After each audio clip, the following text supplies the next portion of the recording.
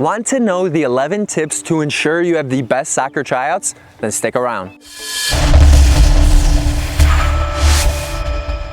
Hey, I'm Dylan Joseph, soccer trainer, #1 best-selling Amazon author. To increase your skills, learn how to overcome average performances, as well as boost your soccer self-esteem, make sure to subscribe and hit that bell icon. And stick around to the end of this video to learn what the director of soccer at the MLS club team, LA Galaxy, says to look for before joining a team. Tip number 1, get a physical if needed.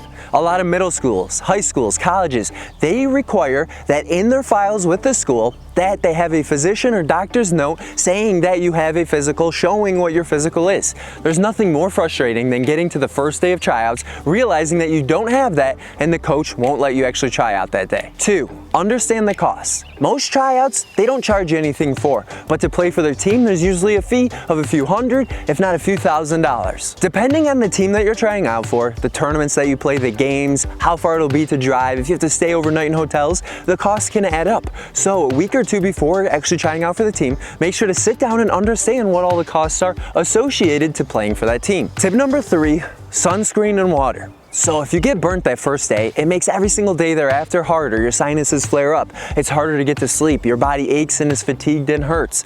And not having enough water makes it very easy for you to get dehydrated because you're running so much and trying so hard in those tryouts. So just by having some extra water, it's gonna make it very easy for you to be a success at tryouts. Tip number 4, ask questions. Though it might feel a little awkward and uncomfortable to ask a question when you don't understand something, by you raising your voice and asking that question, it makes it easier for the coach to get another impression of you and for them to demonstrate and show what you need to do.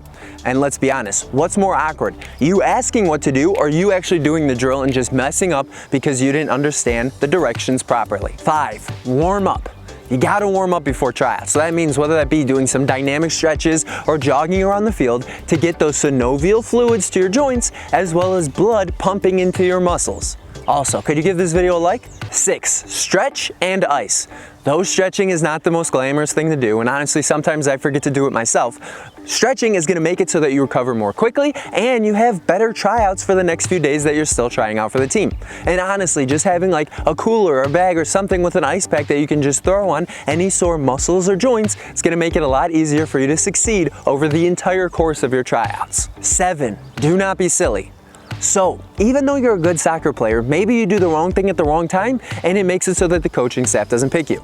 Honestly, there was a situation on my high school soccer team after the teams had already been picked that one player swore at the wrong moment and got kicked off the team because of it. Yes, kicked off the team. Does that sound ridiculous? Yep. Does it happen? Sadly. So avoid being silly at your tryouts. Make sure you're laser-like focused and really emphasizing and showing off your abilities. 8, be competitive.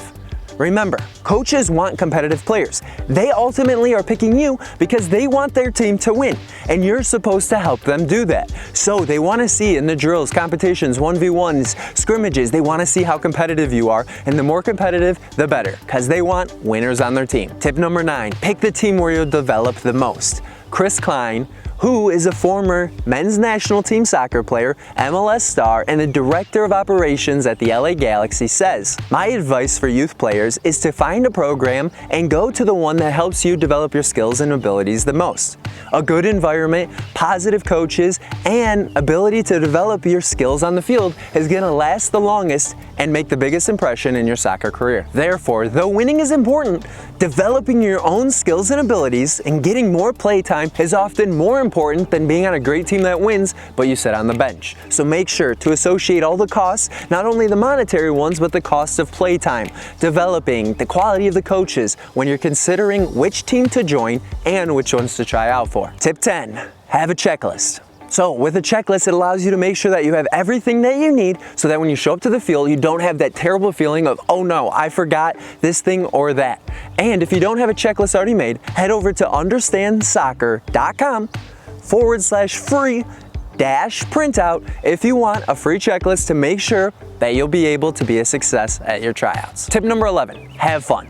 You got this. It's time for you to show off all your skills, abilities, and the different things that you've learned in this video series and use it to effectively try out for the team that you want to make.